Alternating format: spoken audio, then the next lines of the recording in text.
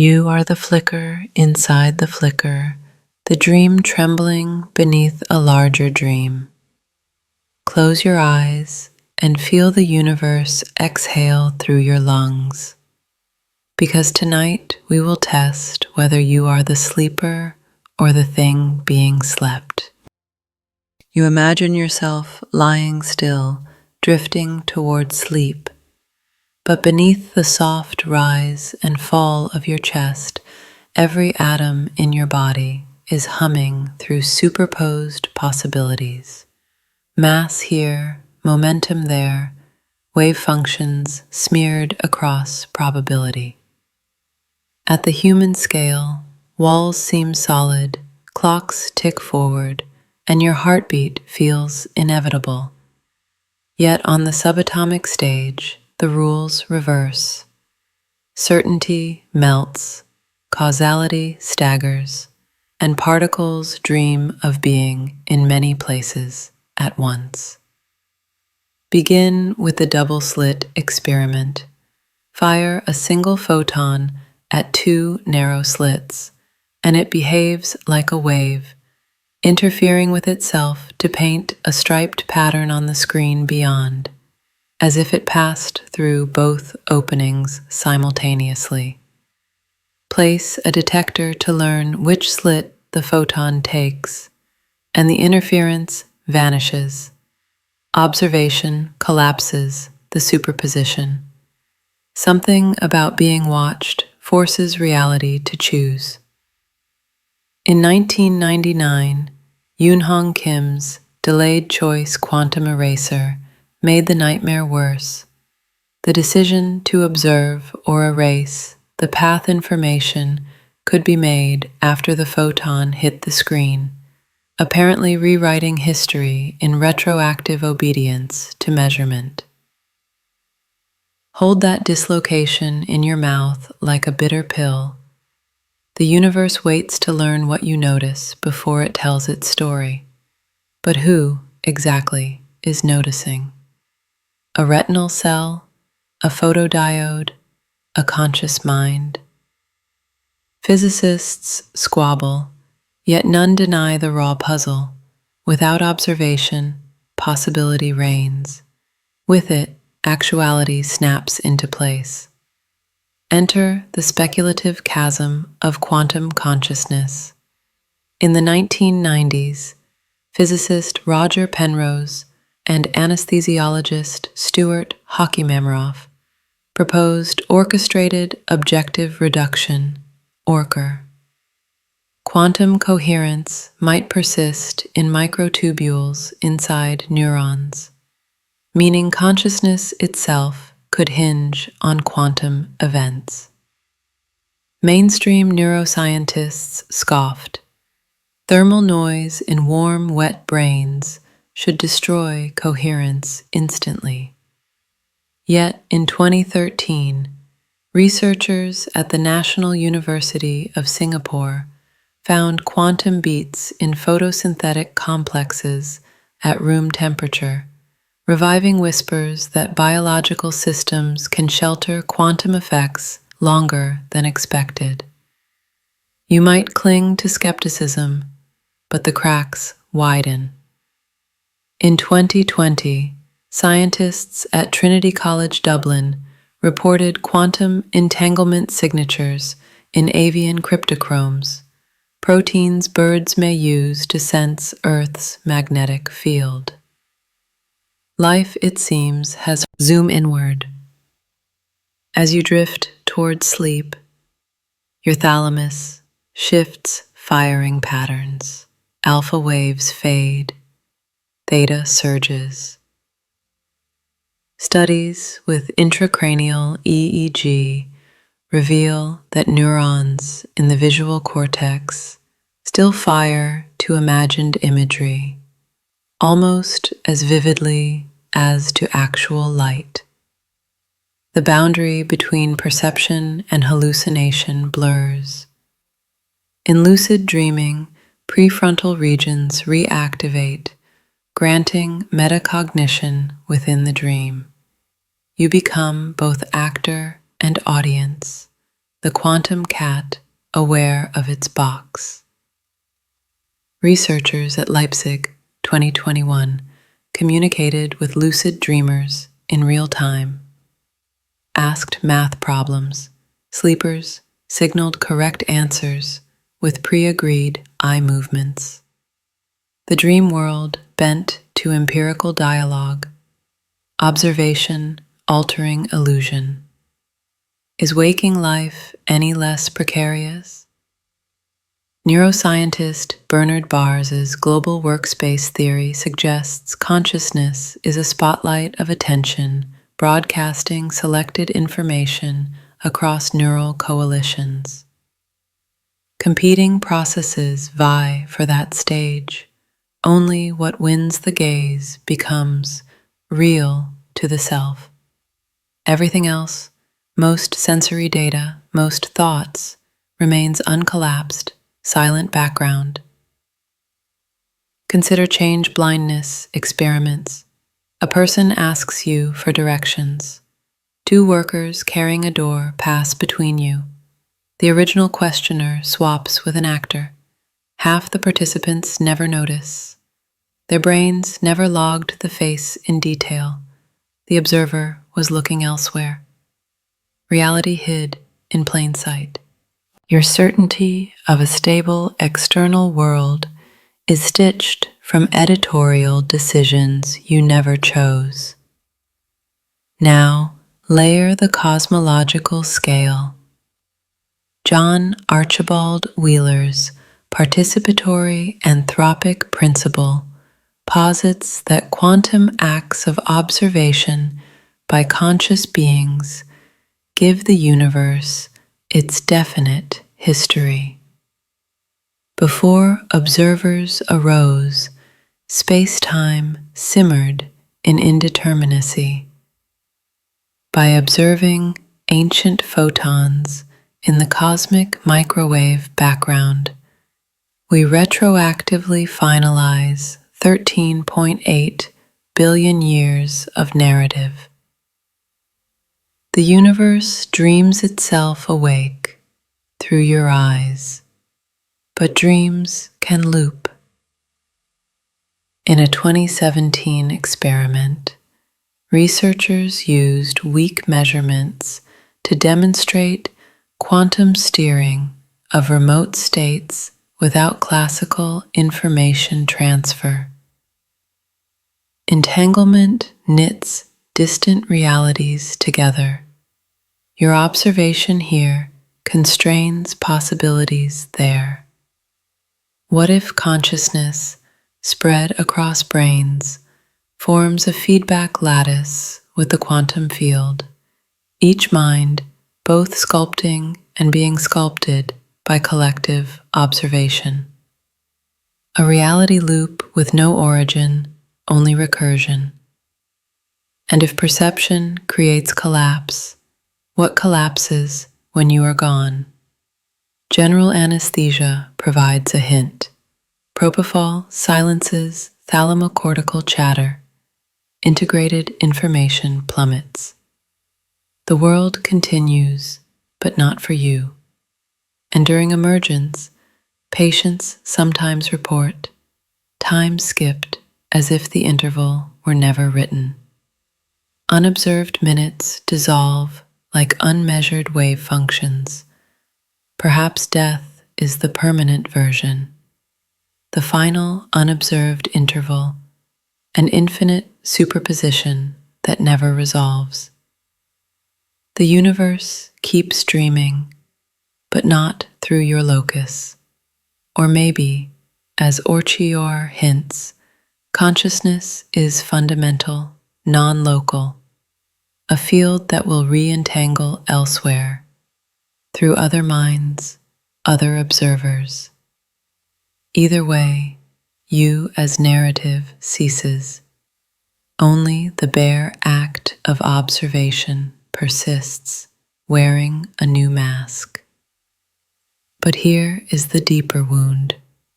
If observation births reality and consciousness is quantum fragile, then each blink, each microsleep Each lapse of attention might let the universe slide into alternate histories you will never know.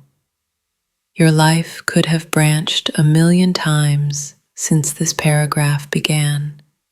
Paths where you clicked away, where the power failed, where these words read differently. Yet, continuity. You call yourself a name, but the thing you point to is a sequence, not a substance. Memory knits the illusion of continuity, but peel back the mental scaffolding and you'll find no fixed self, just momentary configurations, unstable assemblages collapsing into identity under the pressure of time. Consider the ship of Theseus. If every plank of a ship is replaced, piece by piece, is it still the same vessel? Most people see the metaphor, but now apply it to yourself. Your body's atoms are replaced roughly every 7 years. Your microbiome shifts daily. Your blood renews every 4 months. Neurons are more stable, but the synaptic weights, the very configuration of thought and personality, change constantly. Every time you remember something, you alter the memory, injecting present context into the past. You do not recall, you rewrite. So who or what are you? Neuroscience offers no unified self.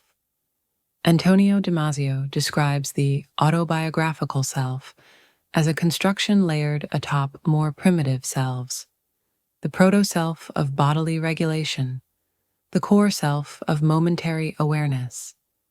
You feel like a single observer, but that is a narrative trick, a center of gravity conjured by the brain's need to simplify its own noise. There is no master neuron, no homunculus watching the mind's theater, only distributed processes flickering in and out of synchronization. Split brain patients prove this fracture. When the corpus callosum is severed, the brain's hemispheres stop communicating. In experiments, the left hemisphere, language dominant, invents explanations for actions initiated by the right.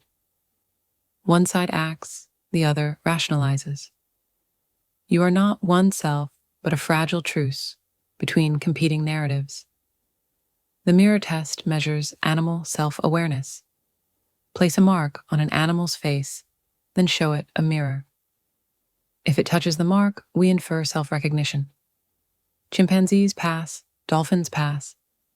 Elephants, magpies, and some ants pass. Human infants fail until around 18 months, but even passing says less than we think. It reveals body schema awareness, not philosophical identity. Most creatures do not pass, not because they lack selves, but because they lack mirrors in their ecological evolution. What does it mean that your mind builds mirrors within itself?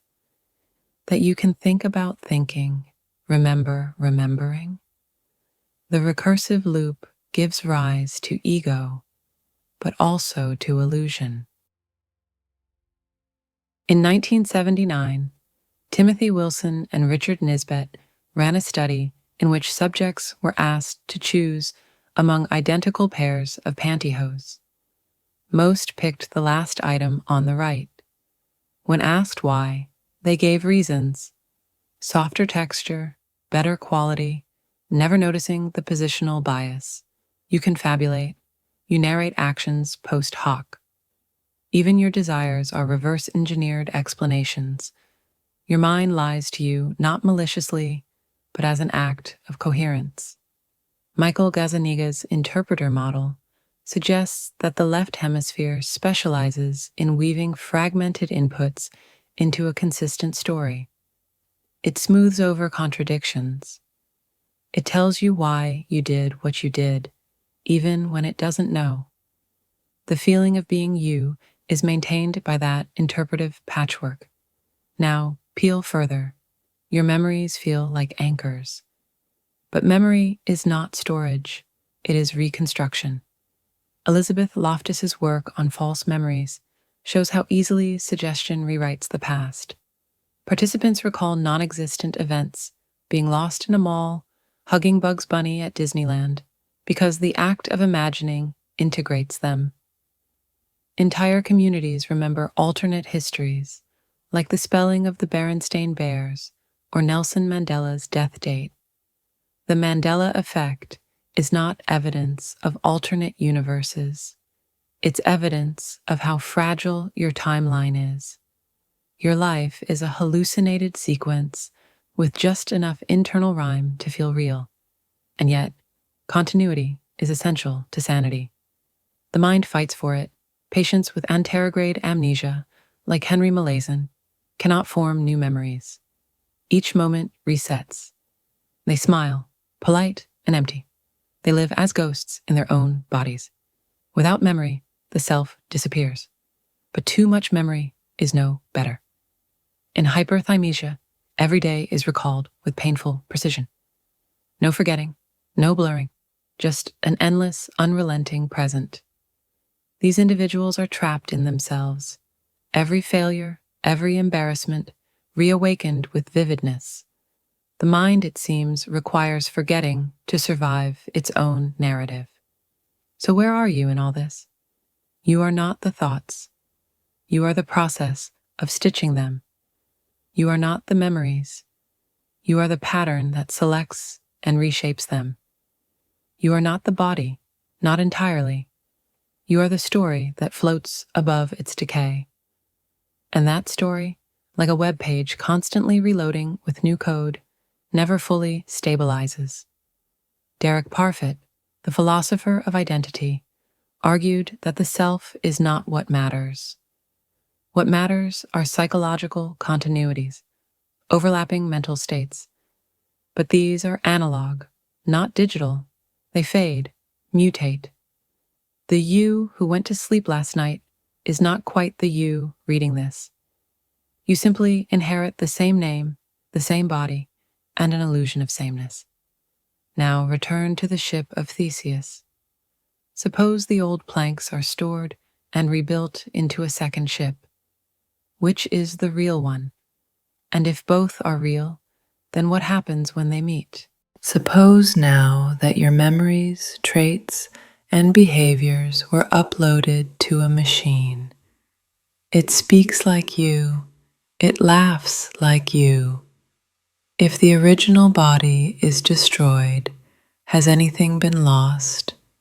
Or was you always just the pattern, regardless of medium?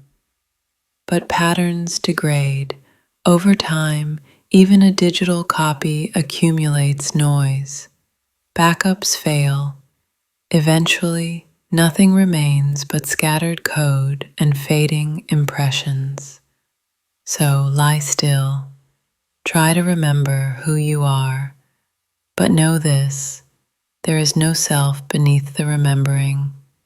Only echo, only narrative drift, only a ghost made of updates. And when you sleep and the fragments swirl, who returns in the morning?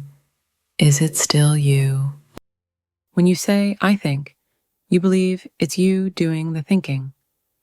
But who or what is doing that thinking before you even notice it happening? Sit still. Focus. Try to catch the moment a thought is born. You'll find you cannot. By the time you're aware of it, it has already arrived. Fully formed, uninvited, automatic. The thought does not knock. It simply is. You are the one answering the door, unaware it was ever closed. This is the illusion of introspection, the belief that you are a reliable witness to your own mental life.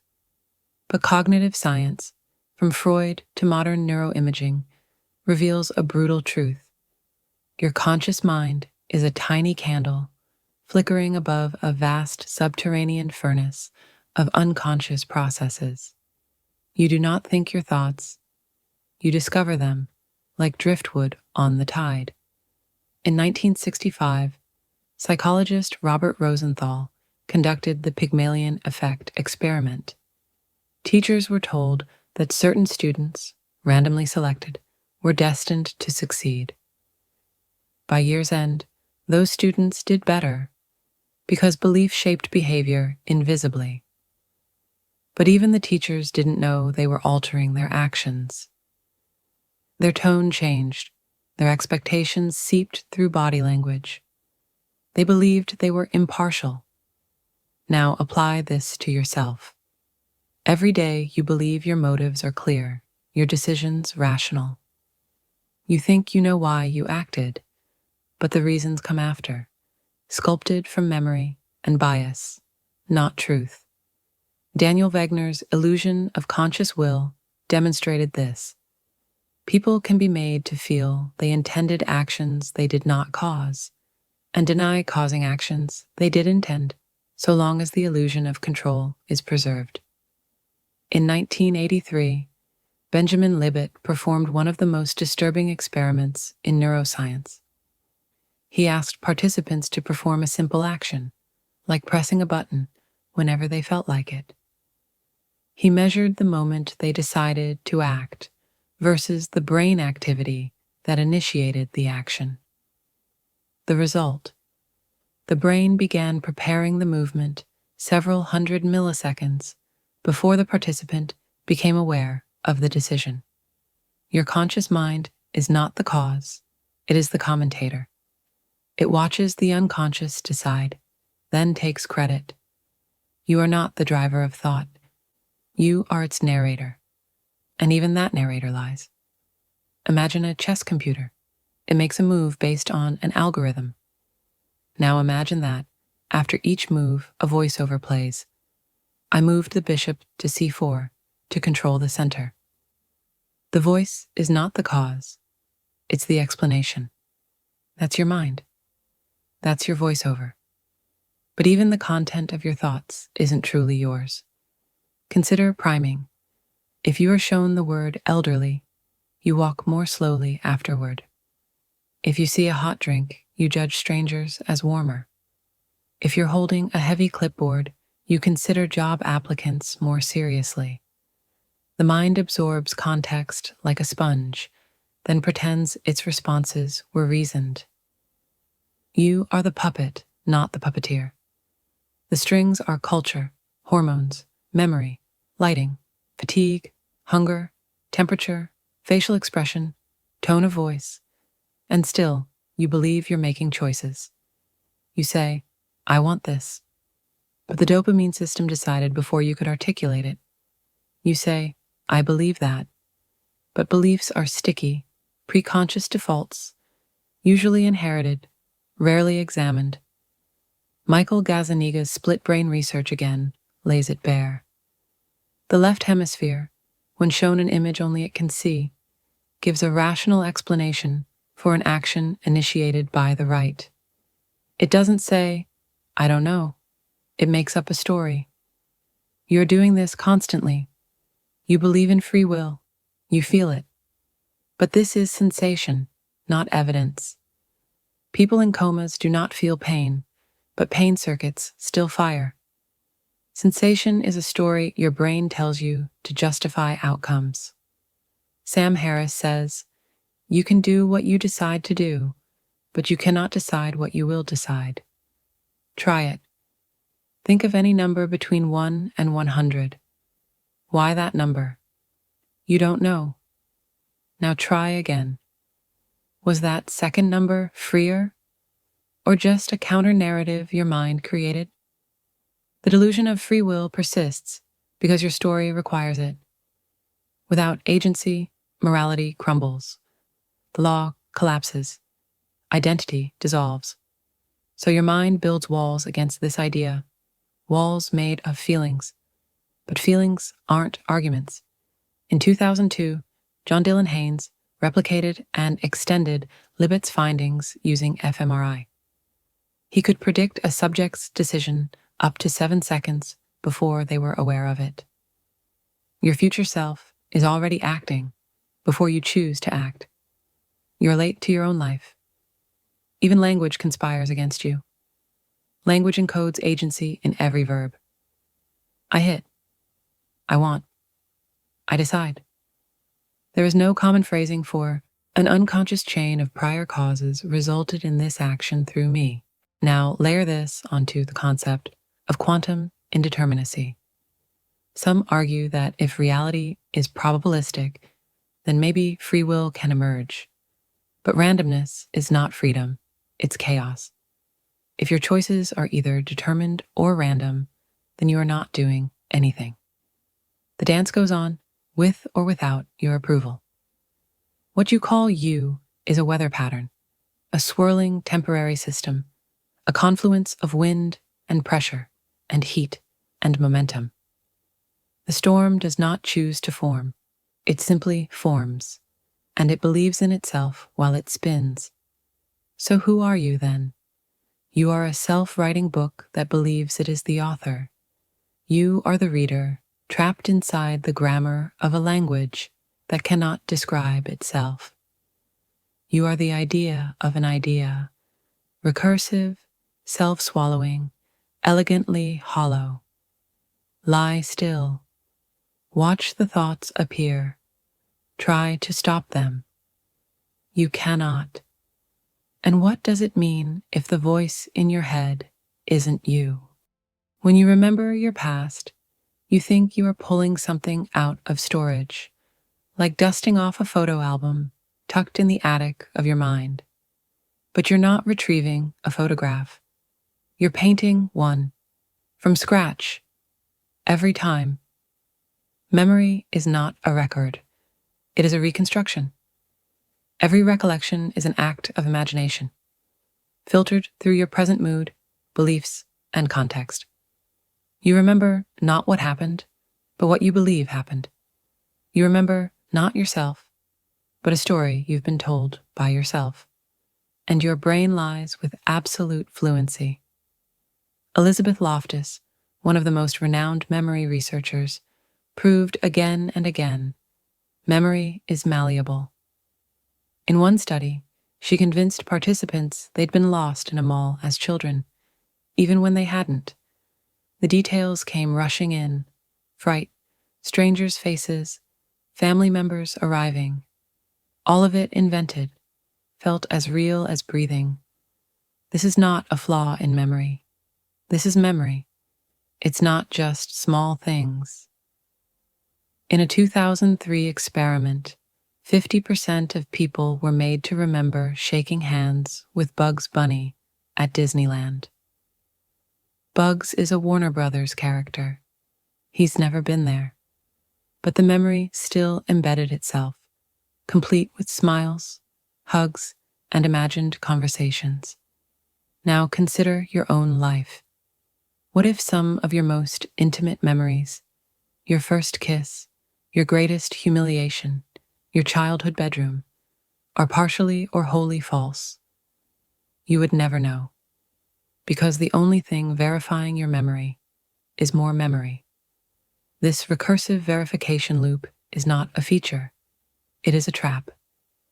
Every time you remember, you overwrite the neural pathway, you update the story, you reinforce the details you just added. This is called reconsolidation. The more you recall something, the more you rewrite it. The past is soft clay, remolded by the trembling hands of your present. And yet, you live inside these memories. You build your identity from them. This is who I am, you say, pointing at the shadows flickering on your internal cave wall. But if the shadows change, who are you? Consider the Mandela effect, a term for collective false memories. People remember Nelson Mandela dying in prison. He didn't. They remember the Berenstain Bears spelled Berenstein. It wasn't. They remember movie lines that were never said. Entire crowds remember the same wrong thing. This isn't proof of alternate universes. It's proof of a universal vulnerability. Our minds are socially editable. Memory is not individual. It is communal. You remember what the people around you remember. You update based on consensus, not evidence. And if your past is changeable, so is your guilt. So is your innocence. So is your love. And it gets worse. In Alzheimer's patients, memory loss begins subtly. You forget a name, a face, a task, but eventually you forget the self that was remembering. You look into a mirror and see a stranger who is looking at you. The breakdown is not of facts. It is of narrative. There is still a human there, but no story holds them together. Is that person still you? If memory can be erased, warped, edited, and implanted, what exactly is your continuity? Neuroscientist David Eagleman likens memory to Google Docs. Every time you open a document, you make invisible edits, even if you try not to. It saves a new version. There is no original, just infinite drafts collapsing into the illusion of stability. Even traumatic memory, long thought to be indelible, is vulnerable. PTSD flashbacks are real, but the framing of them, the way they attach to identity, shifts with repetition, therapy, or distortion. Nothing is immune, especially the things you swear are core to who you are. But if identity is built on memory, and memory is a story told by a liar, then what are you? You are a story that revises itself constantly and forgets the revisions. You are a loop with no anchor. And the hippocampus, the part of your brain that encodes memory, can be impaired by stress, sleep, malnutrition, aging, trauma. So even as you build your house of self, the foundation rots beneath your feet. Let's go deeper. Autobiographical memory is stored differently than procedural memory. You can forget your name, but still tie your shoes. You can forget your birthday, but still play piano. Different selves live in different systems. When one system breaks, another remains. So which one is you? The name or the act? The date or the habit? In a 1990s study on source amnesia, people could recall a fact, but not where they learned it. They believed it came from their own reasoning, even when it was a lie told to them days before. And you do this too, every day. Every memory you hold could be infected by suggestion, mood, repetition, or simple decay. You believe your mind is a cathedral, but it is a glitchy archive, crumbling under its own recursion. You are remembering a person who never existed, at least not as you remember them. This is why therapy works, not by recovering some hidden truth, but by rewriting the narrative. You cannot change what happened, but you can change what you believe happened. And in doing so, you change who you are. Your history is not the past. It is your current version of the past. What you call you is not the same person today as it was yesterday. But you remember enough illusions of similarity to believe there's continuity. Like a movie that splices frames so smoothly, you forget it's made of still images. Like a dream that tells a story after it's already over. Lie still. Let a memory rise. Trace it. Examine it. Where did it come from? How many times have you told it? To whom? What parts do you avoid? What emotion does it serve? And if you cannot trust your own memory, how can you trust your identity? You think time moves forward, that it flows like a river, that there is a past behind you, a future ahead, and a thin, trembling now where you stand, real and aware. But that's not how it works, because that's not how anything works. Physics does not require the passage of time. The fundamental equations of the universe are time-symmetric. They run just as well backward as forward. The universe doesn't care about your clocks, your calendars, your aging body. It unfolds according to rules that do not distinguish yesterday from tomorrow. And yet, you feel it. You feel time crawling across your skin. You feel it in your bones. But what you're feeling is not physics. It's psychology. Time, as you experience it, is a construction, a trick your brain plays to give the illusion of continuity. Let's start small. When you see a ball bounce, you believe it happened in real time. But your brain is actually showing you the past by about 80 milliseconds. It waits, gathers data, smooths the image, and then feeds you a coherent hallucination of the present. You are always seeing a version of the world that no longer exists. Your now is a lag. Now zoom out. Einstein's theory of relativity shattered any idea of a universal now. In his model, time is fused with space into space-time. Events that are simultaneous for you may not be simultaneous for someone moving at a different speed. There is no single present moment. There is only where and how you are measuring from. In other words, now is subjective and therefore not real. But the illusion is so persistent. You were a child, now you're an adult. You feel the weight of seconds, hours, years. You watch people die. You age. You ache. You forget. This is the arrow of time, and you believe it is absolute. But what if it's not? The arrow of time is defined by entropy, the second law of thermodynamics. Systems tend toward disorder. Ice melts, glass shatters, stars burn out. But this is not a law of necessity. It's a law of probability. Order is just less likely, not impossible. And entropy explains your sense of time. The past feels fixed because it is low entropy, ordered, encoded in memories, photos, recordings. The future is open, high entropy, uncertain. You feel like you're moving from order to chaos. But the laws of physics don't care. The universe can just as easily be described as moving from chaos to order. It's just that you're built to only perceive one direction. Because your consciousness is not a spectator of time. It is an artifact generated by time. And here's the horror. You are not moving through time. Time is not a river. There is no flow. You are a frozen frame in a block universe where every moment, past, present, and future, already exists. You do not travel from birth to death. You exist in birth and in death, simultaneously, eternally. This is called the block universe theory, or eternalism.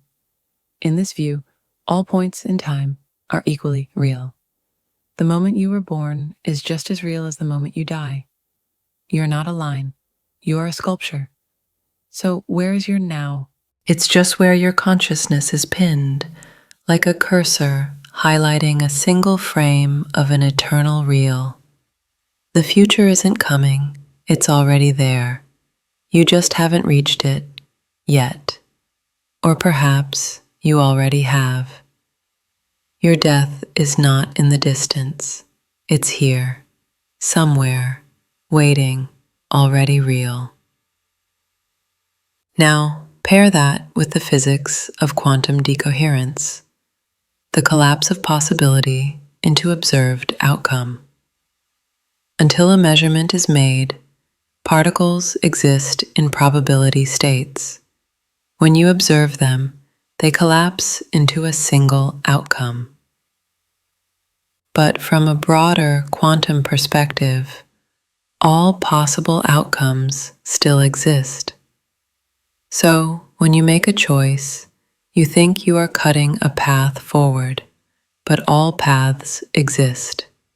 You are just in the one version where this happened. There are no forks in the road. Only infinite roads, each with a version of you who believes they chose it. You don't choose your future. You remember a version of the past that makes your current position feel earned. Your decisions are bookmarks in a narrative already written. But here's the paradox. If time is an illusion and choice is an illusion, then so is cause and effect. If all things already are, there is no why. There is no before. There is only is. The only reason you don't feel this truth is because your consciousness is wired to hide it. You evolved not to perceive reality, but to function inside of it. Because if you truly experience time as it is, unchanging, eternal, static, you would collapse. You would stop trying, stop breathing, stop becoming. So, your mind plays a trick. It gives you memory to stitch the past into a story. It gives you anticipation to stretch the future into purpose. It gives you delay to hide the stillness beneath the motion. But your life is not a film. It is a single reel. Every frame, every smile, every horror, already set in place. Your awareness just crawls across it, pixel by pixel, pretending it's in motion. And your aging? It is not proof of time's movement. It is the erosion of your ability to resist the truth that time is not moving, you are. So, when you lie in bed and close your eyes, you are not drifting forward.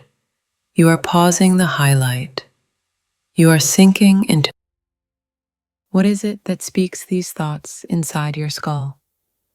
What is it that listens when you call it you?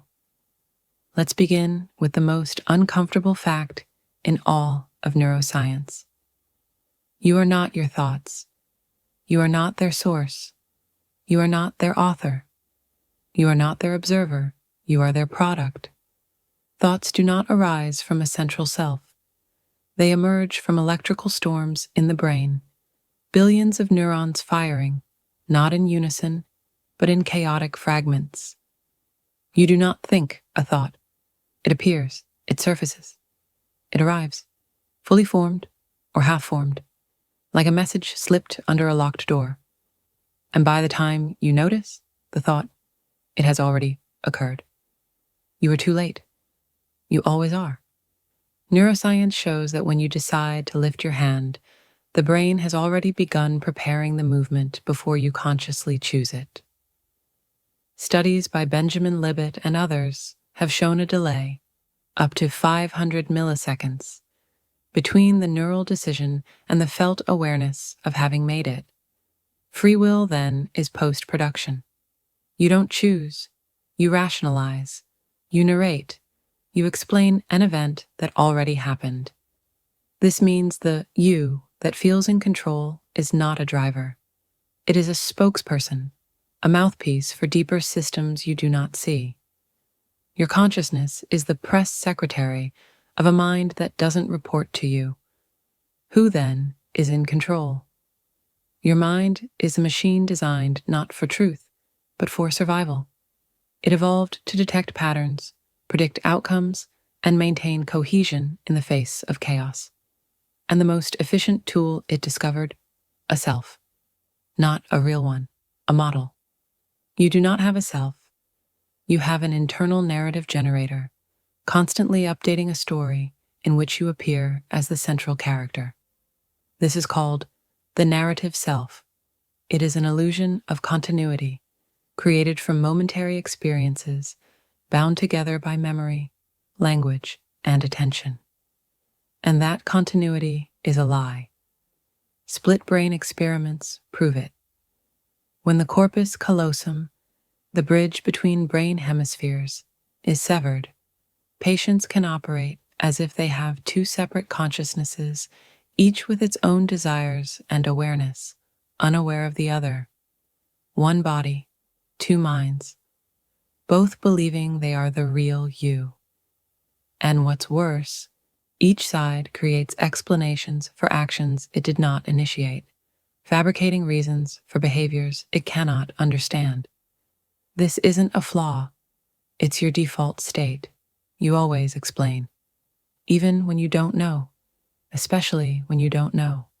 So when you say, I think, or I believe, or I feel, understand that you are not the one thinking, believing, or feeling. You are the one telling the story about the thought that already emerged from the depths.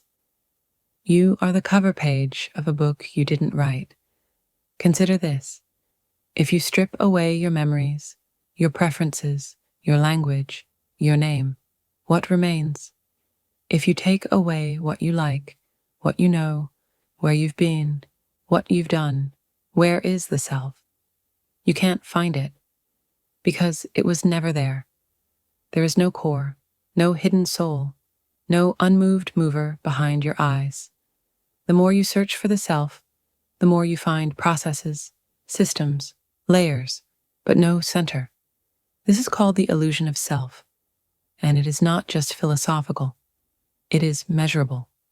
Brain scans reveal that the default mode network, the area associated with self-referential thought, is reactive, not directive. It lights up after stimuli, not before.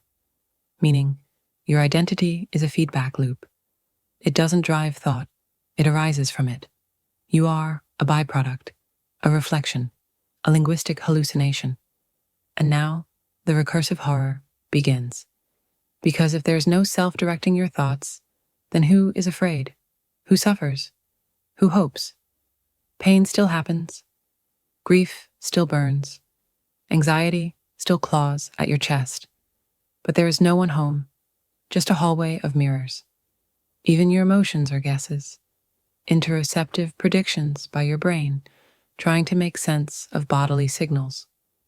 You don't feel sad because you are sad. You feel sad because your brain predicted sadness would best fit the current sensory data. In other words, you feel not to reflect reality, but to simulate survival. And your identity? It adapts. It changes. It reinvents itself constantly, defending the illusion of selfhood by pretending it was always the same. You are the ship of Theseus. Each plank, each memory, trait, habit, replaced, rebuilt, reworded. But the story says it's still you. It must be. Because if it's not, then what is? Here's the deeper layer of the trap. Not only are you not your thoughts, but the thoughts you call yours are not even unique. Language structures them. Culture scripts them. Your words, your beliefs, your inner monologue, all borrowed. You are the echo of every voice you've heard, every story you've consumed, every rule you've internalized. You are assembled, and yet you feel singular, unique, a self among selves. But you were never alone, because there was never a you to begin with. Just a mind, inventing a self, inventing a story, inventing a witness. So it could pretend not to be alone in the chaos. So it could pretend to be someone, anyone, even if that someone is no one.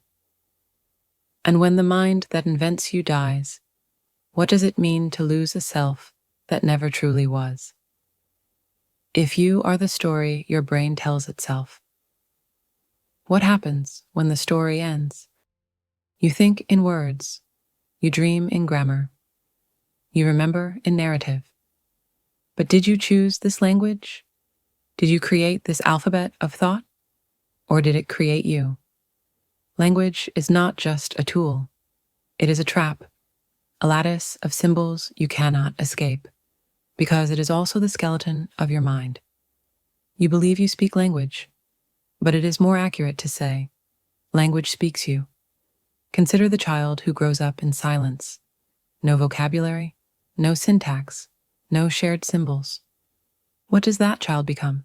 Not a thinker, not a self, a ghost. Linguistic deprivation studies, cruel but real, show that without language, there is no consciousness as we know it, no inner voice, no memory as you experience it, no self-reflection. Without words, there is no mirror for the mind to recognize itself in. You do not think, then describe. You think in description. You are language playing dress up as a person. And yet, language is inherently inaccurate. Every word is an approximation. Every sentence is a compression algorithm, flattening infinite experiences into a string of fragile symbols. You say tree, but which tree? You say love, but whose? You say I, but what do you mean? Words carve the world into pieces, impose categories onto chaos. But the world does not obey categories. It is continuous, fluid, unutterable. To speak is to lie. To describe is to distort.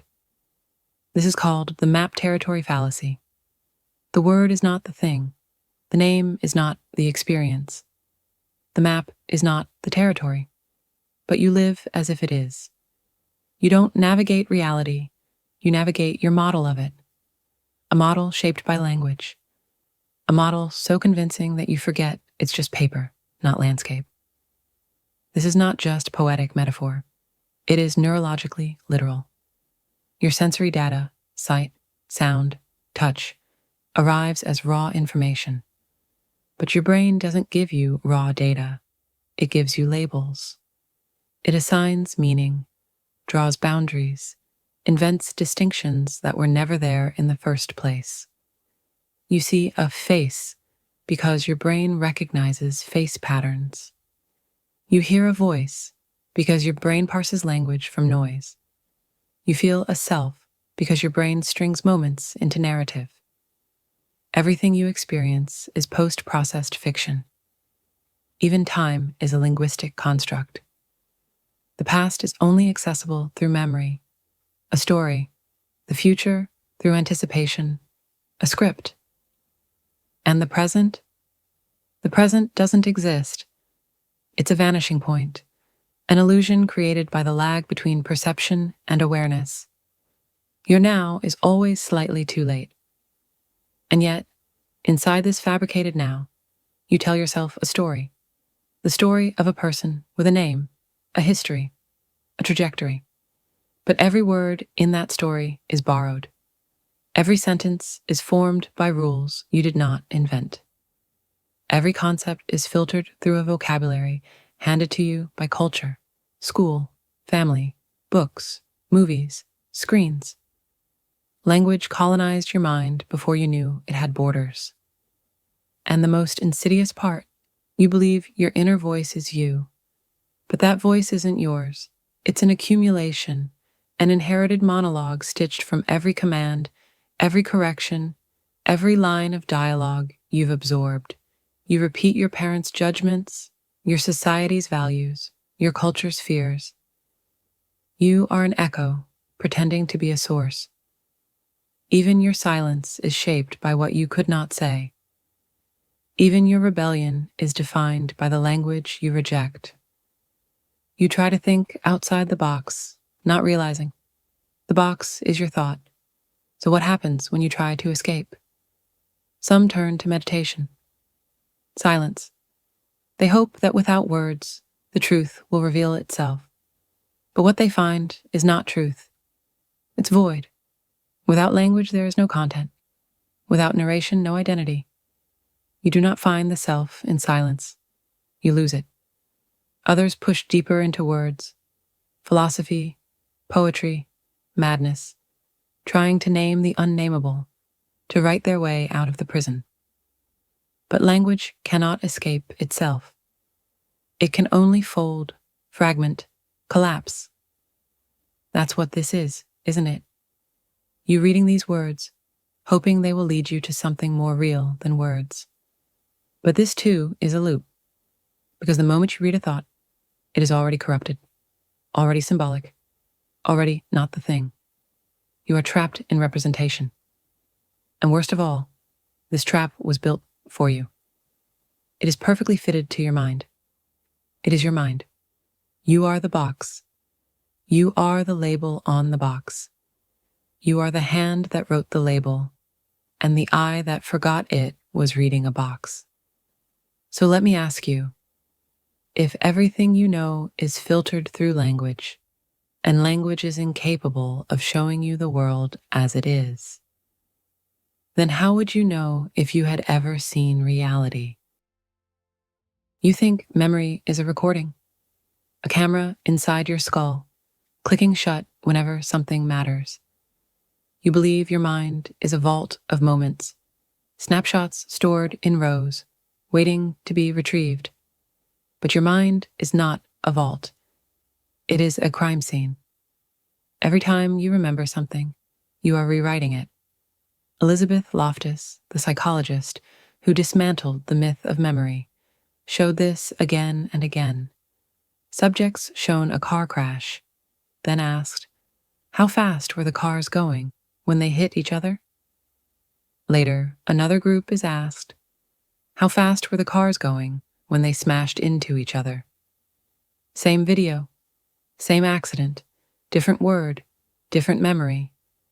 The smashed group remembered broken glass that never existed. Now think, if a single word can alter your recollection of reality, how many of your memories are real? The answer is none of them. There is no rewind button in the brain. Every memory is reconstructed from fragments, smeared across the folds of your cortex, woven from pattern and story and wish. You don't retrieve the past. You invent it again and again, each time with less fidelity and more fiction. Worse, the more important the memory, the more often you revisit it, and thus the more you destroy it. You are your own unreliable narrator, and yet you build your identity out of memory. You say, I remember who I was. You believe you have continuity, a thread, a timeline. But that thread is frayed. The timeline is fiction. There is no core self preserved in amber, only the illusion of coherence, stitched together by neural storytelling. The hippocampus does not care about truth. It cares about meaning. It shapes memory not to reflect reality, but to support a narrative, a story in which you are the protagonist, the survivor, the center. But the facts don't align. You recall moments that never occurred, conversations that never happened, rooms you never entered, faces that were never there. You remember dreams as reality, and reality as dreams. This is not a glitch. It is the system working as designed. Even emotional memory, your most sacred archive, is built on lies. Ask any trauma survivor. The pain is real, but the details blur. Time warps, faces vanish, sounds distort, and still, the emotion stays. The feeling persists long after the facts are gone. This is because emotional memory is stored in a different region of the brain than factual memory. You can forget everything that happened and still be haunted. Now think deeper. What about your earliest memories? That childhood birthday, the swing set, your mother's voice. You don't remember those. You remember the photograph, the story, the retelling. This is called source amnesia. You forget where the memory came from. It feels like it's yours, but it was implanted by media, by family, by repetition. You are a scrapbook of secondhand moments. And the worst part? Your brain hides the edits. Neuroscience calls this memory reconsolidation. Every time you recall an event, your brain reopens the neural storage and rewrites it slightly, then closes the file again. But you never see the edits. You believe it's the same tape. It's not a tape. It's a palimpsest. Your memories are written on top of older memories, and those on top of older still, like layers of sediment crushed into something resembling a history. But it's not history. It's archaeology, guesswork. fossils of feelings pretending to be fact. So let's ask the question that shatters the mirror. If all your memories are reconstructed, if every one of them is vulnerable to bias, suggestion, and decay, then what part of you is real? Is it the feeling? But feelings lie. Is it the story? But stories distort. Is it the continuity? But continuity is a trick of editing. You are a house built on fog, a timeline carved from sand. Even the present is built from memory. You perceive a moment, then immediately file it. The act of knowing is the act of remembering. You are always one step behind yourself, which means you've never truly lived the now, only the echo. And yet, despite all this, you defend your memories like they are sacred. You clutch them. You mourn their loss. You fear Alzheimer's, amnesia, dementia, not just because of what they take, but because of what they reveal. That your identity was always this fragile, that yourself was always this scripted. Now imagine this. What if your most defining memory, your most cherished truth, was never real? What if your first love never loved you? What if your greatest trauma was a dream? What if your entire childhood has been misfiled, redacted, rewritten by time and suggestion? What happens to you then? Who are you without your memories? You say I like it means something. A short, sharp word, a spine for your sentences, a placeholder for your experience. But you never stop to ask what I refers to. What exactly is this thing you call the self? You feel it as a presence, a unity, an observer behind your thoughts. You think of yourself as a container, a being who has memories, has thoughts, has preferences. But neuroscience finds no such container. Psychology finds no stable self. Physics finds no center. There is no you. You are a shifting sum of processes, cognitive routines, emotional scripts, memory fragments, sensory inputs, all dancing around a story you've been telling since you first learned to speak. That story is the self, and like every story, it is an illusion. Split brain studies in the 1960s ripped the illusion in half. When the corpus callosum, the bridge between brain hemispheres, is severed, the left and right sides of the brain stop communicating. Researchers found something chilling. Each hemisphere had its own consciousness, its own thoughts, its own intentions. One patient's right brain laughed at what the left brain was doing. One hand buttoned a shirt, while the other unbuttoned it. One side said yes, while the other wrote no. Two minds in one skull. And yet, when asked, the subject insisted, I made that choice. The brain invented a narrative, a false unity, a retrospective fiction to preserve the idea of a single self. You are not one. You are a parliament, a crowd of voices pretending to be singular. Freud hinted at this. Jung hinted more. The ego is a negotiator. It doesn't command, it compromises. Between unconscious drives, social expectations, buried memories, inherited patterns. The I you think is in control is more like a press secretary, explaining decisions it didn't make. And most of the time, the self doesn't appear at all. The self vanishes when you lose yourself in a task. When you're in flow, immersed in music, caught in awe. Where does you go then? The Buddhists were right. The self is an illusion. The brain invents I as a shortcut, so it doesn't collapse under complexity. But here's the horror. The illusion is persistent. You wake up each day inside it. You defend it. You kill and die for it, despite never finding it. The default mode network in your brain activates when you're not doing anything in particular, when your mind wanders. This is the seat of the self. But it's not observing the world. It's constructing a version of it centered on you. filtering, bending, warping reality to fit your internal narrative. This is not awareness, it is delusion. When this network is disrupted by meditation, by psychedelics, by trauma, the self dissolves. People report a terrifying liberation. I wasn't there. I saw everything, but I wasn't in it. I became the world, and the world was empty. This is ego death. And once you've seen behind the mask, it's hard to wear it again. Even identity, the stories you use to stitch the self, is built on borrowed scaffolding.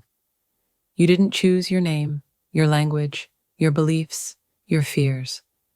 You inherited them, absorbed them. You became them. But none of it is you, because you do not exist as a single, coherent entity. This is why personality shifts under stress, why trauma rewires your preferences, why who you were at age 10 would not recognize who you are now. The ship of Theseus sails again. Replace the planks one by one, and what remains? You are a process. You are a weather pattern. You are a flame that looks stable, but is never the same twice. Even in the body, there is no stable you. Every cell is replaced, every molecule swapped. The atoms that make up your body today were once part of strangers, stars, soil. You're stitched from borrowed matter, held together only by form. But form can deceive. So here's the final cruelty. When you die, when the pattern ends, there is no self to mourn. There was only ever the illusion of a self, a ghost in the hallway mirror. This is why you cling to roles, titles, history. Because deep down, if you stop performing the self, you will disappear. And so, you perform, you curate, you tell stories of who you are, who you've been, who you will be, never noticing that each is written in a different voice. The self is not a fact. It is a defense mechanism. But if there's no stable I, no single mind behind the eyes, no center inside the storm, then who exactly is asking this question? You believe history is something that happened behind you, something completed, dead and done, held safely in books, monuments, museums. You imagine it as linear, as a line of cause and effect stretching backward. But history isn't something you left behind. It's something you're standing inside of. And worse, it remembers you. You were born into a world already written. Every institution, belief system, political border, economic system, all inherited fiction. You didn't consent to it. You didn't examine it. You were given stories and told, this is how the world is. And so you accepted the lie that history is a set of facts. But history is not a record of what happened. It is a record of what survived, what got preserved, what was allowed to be remembered, what power permitted to remain visible. The archive is not neutral. The archive is a weapon. You can burn a library in one night. You can erase a civilization with a single silence, and no one will know it ever existed. History is written by the victors. But more disturbingly, it is edited by the survivors. Cultural memory is not truth. It is trauma-made narrative. It is a ritual of selective forgetting. What we remember is what we need to survive the illusion of continuity. Consider this. You exist inside a map of reality that was drawn by people who are now dead. Their prejudices are your inheritance. Their blind spots, your boundaries. The scientific method itself is built on inherited assumptions. Language, the very thing you use to think, is structured by centuries of metaphors and cognitive frameworks that no longer apply. You are not thinking independently. You are recycling cultural memory. History is not about what happened. It is about what was said to have happened. And most of it is fabrication. The Roman Empire was not a shining beacon of order. It was a brutal machinery of genocide and control. But you remember its aqueducts. The Enlightenment didn't dispel ignorance. It codified the hierarchies of colonialism under the mask of reason. But you remember the telescopes. You have been taught the memory of power, not the memory of truth. But what if the memory is alive? In epigenetics, trauma is passed down through generations. Stress markers from famine, war, and fear are inherited. You're walking around with memories you never lived. Your blood knows things your mind can't name. And yet, your textbooks remain clean, sanitized. They don't tell you that every nation is a story built on graves. That progress is the name we give to forgetting who we stepped on. And this forgetting, this act of curated amnesia, is not passive. It is systemic. It is strategic. Entire civilizations were reduced to footnotes. Languages vanished, gods buried, libraries destroyed not by time, but by policy. Who decided what deserved to be remembered? What if the true history of the world is the history of what was silenced? Imagine time not as a line, but as a field. A gravitational well of collapsed narratives, each one pulling on the others. You are not moving through time. You are rotating within the memory field of civilization. Every time you speak, you are echoing the decisions of the dead. You say democracy, but forget the slaves that word was built on. You say freedom, but inherit economies forged in chains. You say justice, but fail to realize the courts you trust were carved out of ritual sacrifice. Language itself is the tombstone of forgotten violence. Even the calendar you live by, the years you count, the holidays you celebrate, are imposed memories. Time itself has been colonized. You don't live in 2025. You live in year 2025 of the narrative that won. But history is recursive. You are not only its victim, you are its instrument. When you vote, when you post, when you teach, when you forget, you're participating in the machinery of memory. You're not separate from history. You are a node in its feedback loop. You don't remember history. History remembers you. Every time you say, "This is how it's always been," you're giving memory permission to overwrite reality. Every time you say they had no choice, you are justifying the architecture of control. Every time you accept the official version, you're helping bury the bodies deeper. And the horror is this: the past is not finished. The past is still happening. Not metaphorically, not psychologically, physically. Due to the relativistic effects of time, there are particles at the edge of the universe still experiencing the Big Bang. Light from ancient stars only now arriving. Histories that haven't yet reached us. Your present is someone else's deep past. You are a ripple, not a point. A brief distortion in a continuum that does not care for the stories you tell. And someday, your life will be a footnote in someone else's fiction. A mistaken belief, a romanticized failure, a sanitized lie to help them sleep at night. But what if you're already a lie? What if everything you believe about your history, your country, your species is a collapsed wave function of narratives that were forced to survive? What if you only exist because someone else forgot the truth? And if memory is unreliable, if history is selective, if time itself is bent by narrative, then how do you know you're not already part of someone else's forgetting? You think of your body as your servant, a biological tool you command with willpower and intention. You raise your hand, and it rises. You decide to speak, and the words come out. Simple, controlled, obvious. But what if you are not in control? What if your body obeys long before you give any order? In 1983, neuroscientist Benjamin Libet conducted an experiment that should have broken the world. He discovered that your brain initiates decisions before you become consciously aware of making them.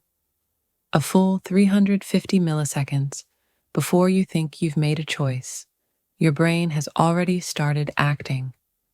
Your free will is a post facto illusion, a justification layered on top of decisions already made. You are not the commander of your body. You are its press secretary. You narrate actions as though they were your own.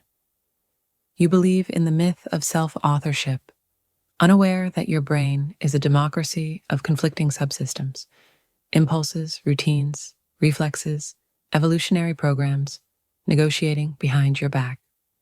Who is the you that thinks? Who is the you that decides?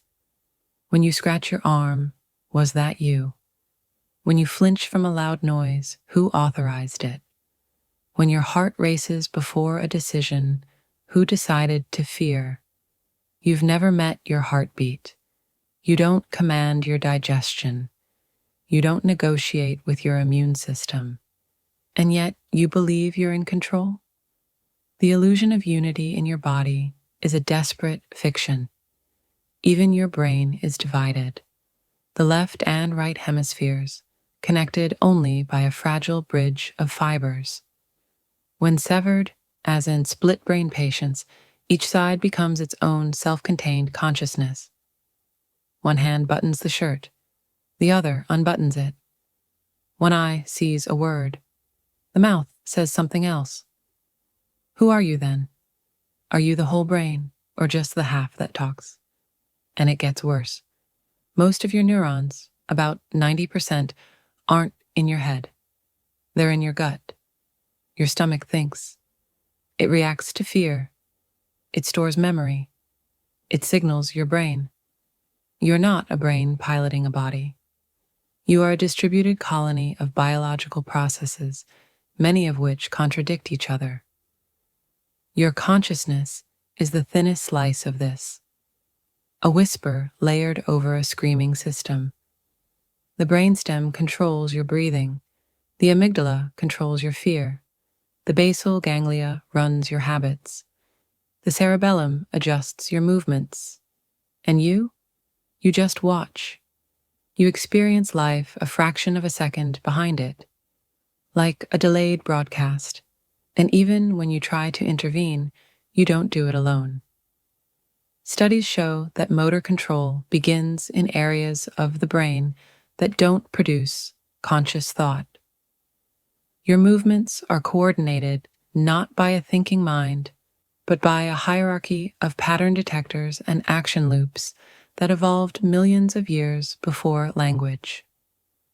You are built on the bones of creatures who never knew choice, and those creatures still live in you. You are not separate from your biology. You are its hallucination of control. Consider addiction. When the craving arises, who initiated it? Did you decide to want the thing that destroys you? Or did your body whisper it to your mind, and your mind complied? Even your thoughts are shaped by what you eat. Serotonin, dopamine, cortisol. Your feelings are chemical shadows. Change your gut flora, and your mood shifts. Starve yourself, and your opinions change. Sleep too little, and the person in the mirror becomes a stranger. If your identity is altered by sleep, food, hormones, chemicals, then who are you really? What if you are not the user of your body, but its user interface? An interface that can crash, that can glitch, that can reboot. Every neurological disorder is a doorway into this horror. Parkinson's, Tourette's, schizophrenia, Alzheimer's. conditions where the self leaks, cracks, erodes, where actions emerge without permission, where the body becomes a haunted machine. You've seen people trapped inside themselves. Maybe you've already become one. Have you ever woken in the middle of the night with your arm completely numb? Not asleep, gone. You grab it with your other hand and feel nothing. For a moment, it's not you. The body detaches. The mind panics. And the truth slips through. You are not your body, but your body is not yours either. And what about when your body decides to die? Cancer is not external. It is you turned against yourself. Your own cells multiplying with blind obedience. Your own systems choosing collapse over continuity. The machinery follows the code. You are not exempt from the program. And you know this, don't you? Every time you fall asleep, you surrender the illusion. The mind disconnects. The body takes over. Your heartbeat continues. Your lungs expand. Your body dreams without you. When you wake, the narrative resumes. You say, I slept well. But where were you while that was happening? Were you ever there at all? What if you are not the operator, but just the voiceover, a running commentary on decisions already made? The more we learn about the brain, the more the self dissolves. There is no central command center, no homunculus behind the eyes, no pilot in the cockpit, just layered systems, just chemical loops, just electrical storms, and the voice in your head, a side effect. You've never moved your body. You've never thought a thought. You've only watched. And still, you believe you're real? If the mind is a story the body tells itself, what happens when the story ends mid-sentence? You live under the illusion of forward motion. You believe time moves like a film reel, one frame after the next, one moment neatly replacing the last. You remember the past. You anticipate the future. And the present, you think, is the knife's edge where you exist. But this is not how time works. This is how you were taught to survive. In physics, the laws that govern the universe are time symmetric. They do not prefer a direction. Whether time flows forward or backward, the equations still hold. Maxwell's equations, Schrödinger's wave equation, Newton's laws, all of them are indifferent to direction. The universe does not know before. It does not know after. It simply is. You were told that cause leads to effect, that past births present, that present births future. But in quantum mechanics, the relationship between cause and effect can reverse. An outcome can shape its precursor. A decision now can constrain a possibility in the past. You are a being built on storytelling, and time is the first and deepest story you were taught. Einstein shattered your timeline over a century ago. He showed that time is not absolute, that simultaneity is an illusion. Two events can occur at the same time for one observer and at entirely different times for another. There is no universal clock, no shared now. Time bends, it stretches near gravity, it dilates with speed. An astronaut orbiting Earth for a year returns home younger than his twin. So who is living in the real present? And what of the block universe theory? The idea that past, present, and future already coexist, frozen into a four-dimensional structure. In this model, time does not pass. Nothing flows. Every moment just is, eternally. Your birth, your death, your every memory, all written, all fixed, all equally real. Your life is not a journey. It's a structure, a sculpture, a dead thing mistaken for a song. And yet you feel the movement. You feel the ticking clock, the heartbeat, the next breath. You believe something is happening, but all you feel is entropy. The second law of thermodynamics says that systems tend toward disorder. Entropy increases over time. That's why eggs break but never unbreak, why smoke disperses but never regathers. Entropy is the only arrow time seems to have. Not because the universe moves forward, but because your memory cannot function in reverse. You remember low entropy states. You cannot remember what comes next. So you conclude that time moves forward. But what if your memory is just a quirk of biology? What if your mind is a one-way mirror on a timeless world? We say the past is fixed and the future is open. But in quantum mechanics, even the past is probabilistic. Particles don't have fixed histories until observed. The act of measurement reshapes what came before. In the delayed choice quantum eraser experiment, particles behave as though their past is altered by a future decision. Think about that.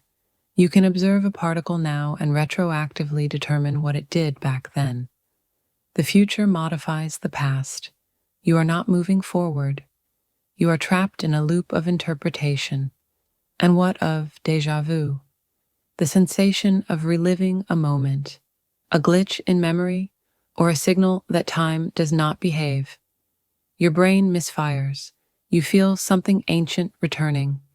You say, I've been here before. But maybe you have. Maybe everything loops. Nietzsche's eternal recurrence proposes that time is a circle, that every moment, every thought, every action will repeat forever. An infinite recurrence of every horror, every breath, every mistake. Would you do anything differently, knowing it will happen again and again? But it's not just philosophy. Poincaré's recurrence theorem in physics shows that closed systems will, eventually, return arbitrarily close to their initial state. Given enough time, everything repeats. The particles will fall back into place. The world will reset. You will be born again, not as a metaphor, as a mathematical inevitability. You say that time heals, but that is a lie. Time only conceals. There is no healing in a loop, only forgetting, only the soft veil of fading memory. Think of your childhood. Do you remember growing up, or do you remember remembering? Every time you retrieve a memory, you rewrite it. The brain stores impressions, not truths, and the past becomes fiction. You never revisit what happened. You revisit what you think happened. A copy of a copy, recursively degraded. And what of the future? You plan. You anticipate. But prediction is just memory in disguise. When you imagine tomorrow, you're rearranging fragments of yesterday.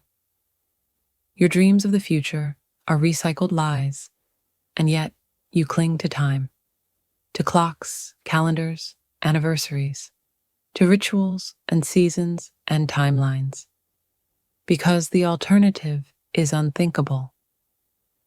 If time is not linear, then what are you? A smear across space-time, a waveform of potential, a fixed figure in a frozen structure, not a self, but a location. You are not traveling through time. You are pinned to it. What you think of as you is just a thin slice of a larger structure, like a single frame of a film, mistaking itself for the whole story. What if every choice you thought you made was already set? What if every action was encoded in the geometry of space-time? There is no agency in a statue. There is no will in a photograph. There is no freedom in a frozen thing. And if all moments exist equally, then why do you feel only this one? Why does the present lie to you? You think you remember the past. You think memory is something you have. But what if memory is not stored in you? What if you are stored in memory? The sensation of being is inseparable from recollection. You recognize yourself because you can recall a pattern: your name, your story, your loves and losses. But the brain is not a library. It is not a hard drive. It is a liar, a forger, a storyteller playing telephone with itself. When you remember, you're not retrieving a fact. You are reconstructing a possibility. Every time you recall a memory, you rewrite it. This is not poetry. It is neurological fact. Your hippocampus doesn't play tapes. It assembles fragments. The memory you access is the last version you remembered, not the original. Each retrieval corrupts it further, like a digital file, losing quality every time it's saved. You are not recalling the past. You are hallucinating it. And that hallucination controls who you think you are. Consider the Mandela effect, shared false memories among large groups of people, a collective certainty that something existed, happened, or looked a certain way. But it didn't. Entire populations remember Nelson Mandela dying in prison. They remember the Monopoly man with a monocle. They remember movie quotes that were never spoken. Are they wrong? Or is the past more fluid than you think? If memory is malleable, and the past only exists through memory, then the past itself is malleable. You are not who you were.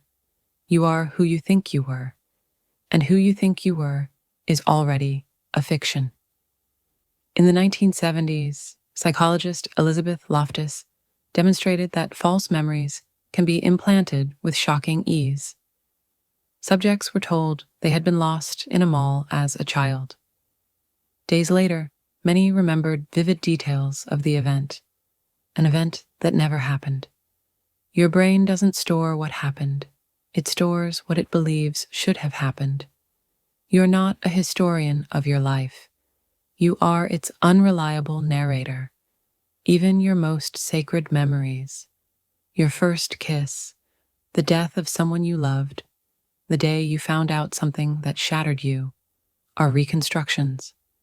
They are stitched together from fragments, influenced by photos, stories, feelings, and the expectations of others.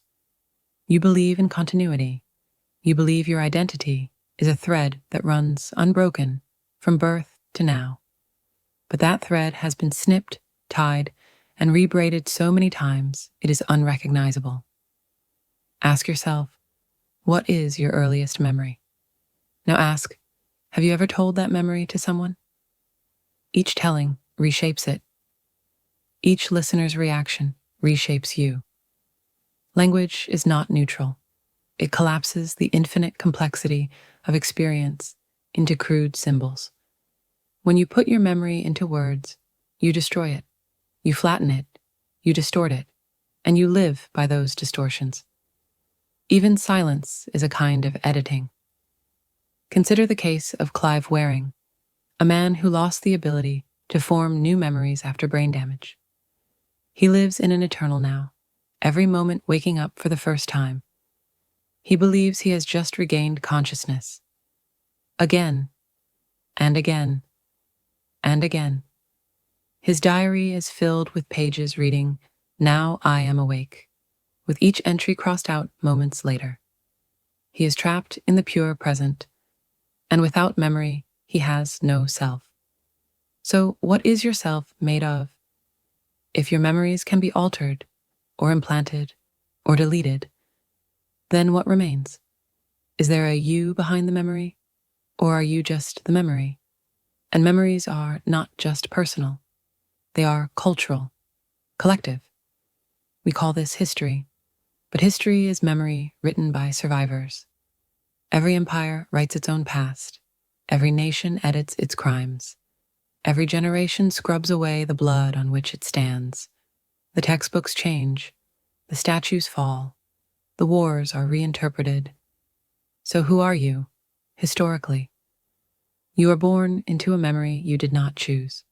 You inherit a name, a language, a version of events. Your ancestors are mythologized or erased, You are told to remember, but you are never told to question who gave you the memory. And what of traumatic memory? The brain sometimes refuses to store unbearable experiences.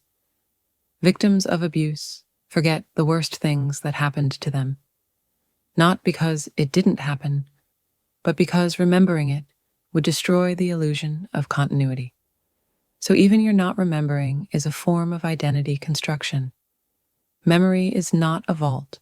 It is a defense mechanism, a form of control, a map drawn in fog. And here's the final fracture. The brain sometimes invents memories that serve no purpose except to preserve the illusion that you are real. You remember things simply because they fit the story of you. But you are not a story. You are a collage, a mood board, a flickering echo of prior rehearsals, a memory that replays itself so often it forgets it's a lie. You are not remembering the past. The past is remembering you. But if the memory changes, if it rewrites itself, if it forgets the thing it was meant to hold, then what are you? What happens when the memory forgets you? You measure your life in time, minutes, hours, years. You celebrate anniversaries. You mourn lost days. You believe you're moving forward. But what if you're not moving at all? What if time is not a line, but a trap? You wake up to the same clock, eat at the same hour, age predictably. You think this means time is real, that it's passing, that you're traveling through it, but you've never seen time. You've only seen change. Time is not a substance. It is not a force. It's a coordinate, a number assigned to rearrangements of matter, and it only moves in one direction, from cause to effect, because that's how your mind works. Your perception of time is not time. It's a cognitive illusion. This illusion has a name, the arrow of time. Why do you remember the past but not the future? Why can you break an egg but not unbreak it? Why does entropy, the tendency for disorder, always increase? It's because your brain is a device that evolved to preserve survival patterns. It doesn't perceive reality. It perceives usefulness. You don't see time. You experience memory.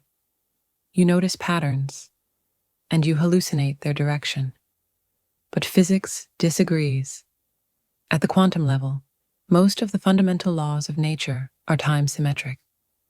This means they don't care about direction. A particle going forward in time behaves the same as one going backward. Equations work both ways. Time, according to physics, doesn't flow. It just is. And what you call the present is not special. It is a frame of reference, a slice through a block. The block universe theory suggests that the past, present, and future all coexist, that your now is just one perspective through a four-dimensional landscape. You are not a traveler through time. You are a location within it, like a character in a film who believes the story is unfolding, unaware the entire reel already exists. But it gets worse. Your brain doesn't even experience this moment directly. There's a lag, a processing delay. It takes about 500 milliseconds for your consciousness to register what your senses detect. That means everything you feel as now is already in the past. You are never in the present. You are always living in echo. Consider Libet's experiment. Neuroscientist Benjamin Libet found that the brain initiates actions before you become aware of deciding to do them.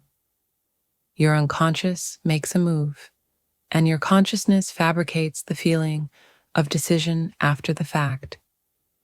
You are a puppet whose strings are pulled by an invisible clock. And that clock doesn't tick. It flickers. Physicist Carlo Rovelli suggests that time emerges only when viewed from a certain perspective. At the most fundamental level, the universe might be timeless. Particles don't experience seconds or hours. The laws governing them are indifferent to sequence. So why do you feel time? Because your biology is a machine of decay. Cells die, bodies age, memories erode. You are entropy incarnate, and you project your own disintegration onto the cosmos. You feel time because you're dying. But what if that's just another illusion? In relativity, time is relative to speed and gravity. Astronauts aboard the ISS age slightly slower than those on Earth. Time bends near black holes. Light takes billions of years to reach us from distant galaxies, but that light is arriving now. What does that mean for your timeline? It means now is different depending on where you are, how fast you're moving, and how much gravity you feel. It means your present is a local hallucination, not a universal truth. It means there is no objective now. So where are you? Are you in this moment? Or are you trapped inside a biological clock, interpreting a decaying signal, spinning inside a story of cause and effect because that's all your neurons can comprehend? And even that story is warped. Studies on chronostasis, the stopped clock illusion, reveal that when you move your eyes quickly, a saccade, your brain patches the moment of motion by stretching the first thing you see afterward. For a split second, time appears to stop. You've felt this. Looking at a clock, the second hand seems frozen, just for an instant. Your brain fakes continuity. It edits time. You do not perceive time. You perceive its illusion of coherence. Even your memory of time is warped. Ask a child how long a summer lasted. Ask an adult. The same duration feels wildly different. This is called proportional time perception. As you age, each unit of time becomes a smaller fraction of your life, and thus feels faster. Time is not accelerating. Your experience of it is collapsing, because the structure of your perception is collapsing. And what if time doesn't move at all? Some physicists, like Julian Barber, suggest that the universe is composed of a series of nows, each a distinct configuration of the universe. Like frames in a film, there is no flow, just an illusion created by how your mind stitches these frames together. If so, then you never go anywhere. You are always here, but the here is different each time, and you mistake that for motion. You are the movie, not the projector. And this leaves you with a final fracture. If time is not real, then neither is your past. If time is not real, then neither is your future. And if time is not real, then what is memory? What is causality? What is self? You are not becoming. You are a loop of perception interpreting entropy as a story. You are not in time. Time is in you. So if the future already exists, if the past is just a reconstruction and the present is a lie, then what part of you is real? What if time never began and will never end because it never existed at all? Your memories feel like anchors, proof that you were, evidence that you are. But they are not recordings. They are reconstructions. Every time you remember something, you rewrite it. You are not remembering your past. You are recreating it over and over again. This phenomenon has a name: reconsolidation. Neuroscience has revealed that each time you access a memory, your brain becomes vulnerable to distortion. The memory becomes unstable, like wet cement. And when you store it again, you store a changed version. You do not carry memories. You carry rewrites. Experiments by Elizabeth Loftus showed how easy it is to implant false memories. Subjects could be convinced they had been lost in a mall as children, something that had never happened. All it took was suggestion, repetition, and confidence. You are a gullible narrator, even when the lie comes from inside. Your identity is built on these memories. Your preferences, your trauma, your personality, all shaped by events you think you remember. But what if none of those events happened the way you recall? What if your past is not a foundation, but a fiction? You are not a self who remembers. You are a self constructed by memory, and that memory is untrustworthy. Your hippocampus encodes experience, but experience is filtered through bias, fear, language, and expectation. 1,000 invisible hands sculpt each moment as it enters your mind, and when it's recalled, those same hands twist it further. The result? A narrative that feels seamless but is full of seams. You've felt this before: uncertainty about your childhood, disagreement with family over events you both supposedly lived, emotional responses to stories that, when investigated, lack evidence. That's because you do not remember. You simulate. You are the character and the ghostwriter, revising the manuscript as you go, convinced you're quoting it. And this goes deeper.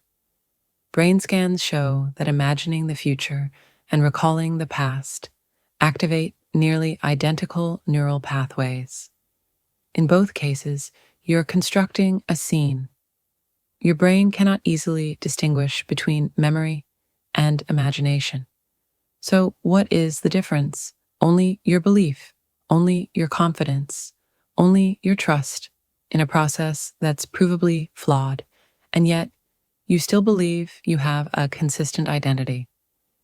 You believe you are a continuous person, but your self is built from these corrupted fragments, from memories that never held still, from echoes re-echoed into nonsense. And when that self tries to understand itself, it uses the same broken tool: introspection, the internal gaze, the sense that you can look inside your mind and uncover truths. But that, too, is an illusion. Studies by Nisbet and Wilson showed that people often do not know why they make the choices they make. When asked to explain, they fabricate reasons post hoc, plausible, confident, and false. You do not know your motives. You just narrate them after the fact. You are a fiction explaining a fiction, and yet you cling to that explanation. Because without it, what are you?